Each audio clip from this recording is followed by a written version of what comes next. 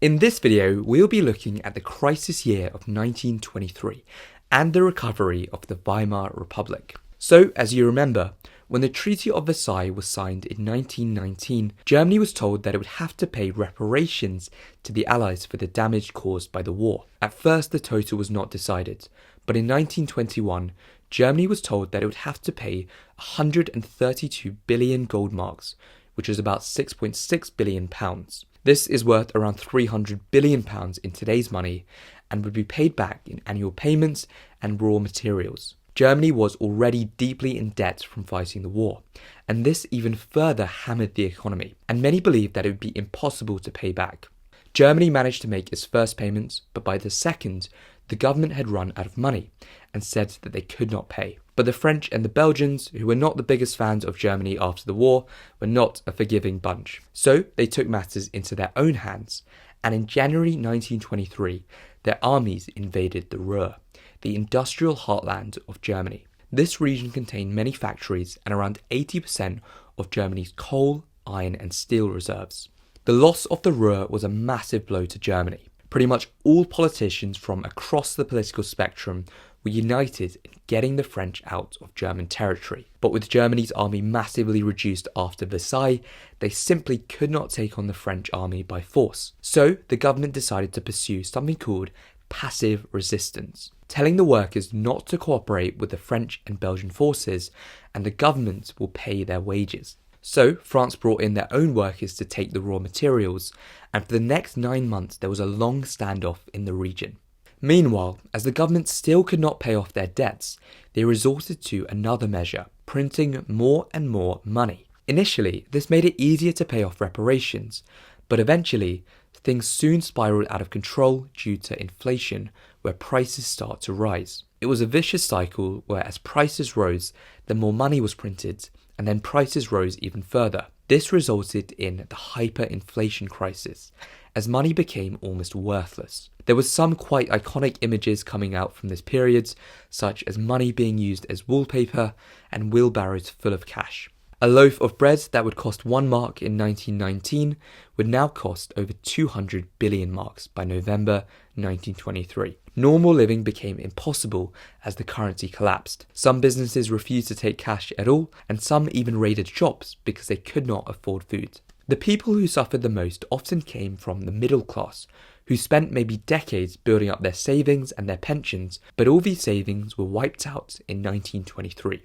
There were some groups who benefited as well. For example, if you had borrowed money in a loan or a mortgage, well, those debts were wiped out by hyperinflation. But as a whole, by the end of 1923, the Weimar Republic was at an all-time low, and the country was essentially a failed state. But in comes a man called Gustav Stresemann. In August 1923, he was appointed as Chancellor, and in November, he became the Foreign Minister. In both roles, he did a very good job. As Chancellor, he needed to sort out the economy, and to do this, he created a whole new currency called the Rentenmark, which later became the Reichsmark. The number of Rentenmarks was strictly limited, and its value was tied to the price of gold, so it had real value and people trusted it. This ended the hyperinflation crisis, but it did not bring back the losses of those lives ruined in 1923.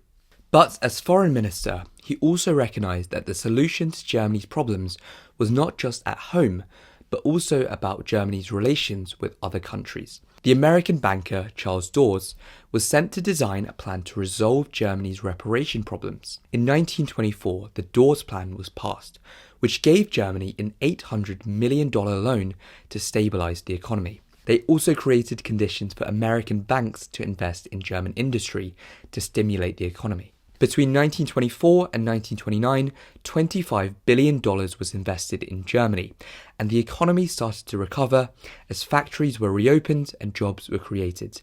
Economic output, so how much the economy is producing, doubled in just a few years and finally reached pre-World War I levels by 1928. This stabilised the situation, but in the long term, it meant that Germany did become reliant on American finances, which will come back to bite them.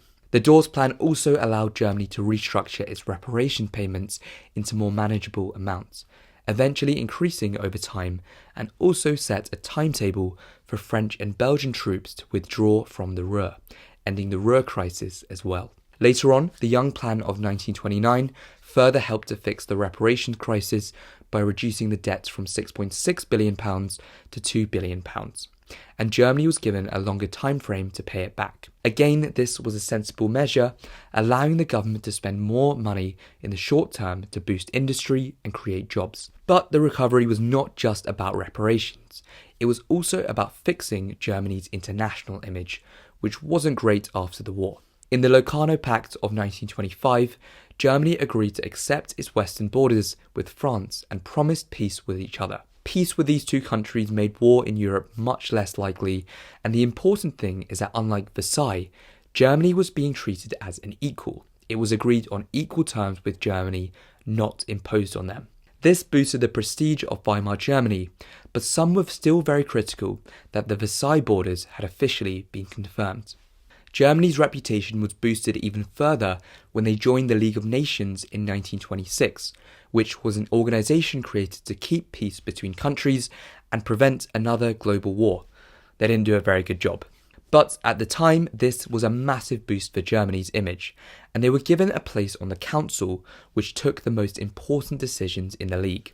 Germany became a step closer to becoming a great power once again. For his efforts, Stresemann won the Nobel Peace Prize in 1926. Finally, in 1928, Germany and 61 other countries signed the Kellogg-Briand Pact, which promised that states would not use war to achieve their foreign policy aims, and was again another sign that the Weimar Republic was now a respected, stable state. After years of crisis and hardship, things were finally starting to look up for the Weimar Republic. Stresemann had stabilised Germany's economy, brought back trust in the government, and restored Germany's international image. But in October 1929, Stresemann suddenly collapsed and died. Weeks later, Germany was about to face its most serious crisis yet, with the onset of the Wall Street crash in America and the beginnings of the Great Depression, which we will be covering in a later video. See you then.